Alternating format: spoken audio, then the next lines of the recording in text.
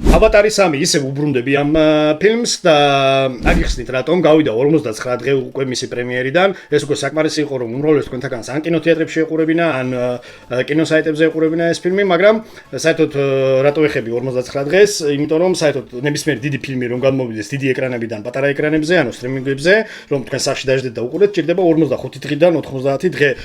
ესეთი დონის ბლოკბასტერები საერთოდ მაქსიმალურად წელავენ და დაახლოებით 100 დღის მერე იდება სტრიმინგულ საიტებზე, მაგრამ ეს იმხელად უკვე სამარცხვინო მესამე ნაწილი იყო, რომ ფაქტობრივად მე ასე ვფიქრობ, რომ უკვე მალე გამოვა სტრიმინგებზე და თქვენ მალე ნახავთ მას კარგ ხარისხში.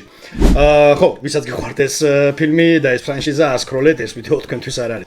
რაზე მაქვს საუბარი, ახლა მე ფაქტებით გესაუბრებით, ფაქტობრივად ახლა მე ვიდეოს გაჩვენებთ, სადაც ფაქტობრივად პირველ ნაწილში და მესამე ნაწილში, ანუ ტიპს აქვს კოპი აღებული პირველი ნაწილიდან და პასტი აქვს გაკეთებული მესამე ნაწილში. ერთი და იგივე კადრები.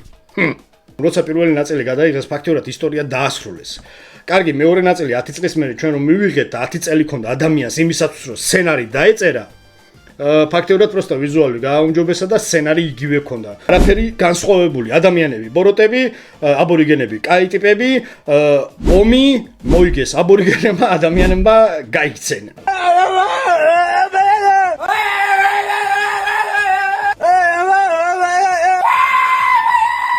როგორ უნდა იყოს ავატარ 3 მილიარდ 400 მილიონი და ბრძოლა და კიდევ ერთი ბრძოლა ლეონარდო დიკაპრიოსთან კასაში ჩავარდეს. ანუ ჩემთვის მიუხედველია. ეს იყო, ანუ როარ მეთქვა ეს ყველაფერი გურზე გავსკდებოდი, მაპატიეთ.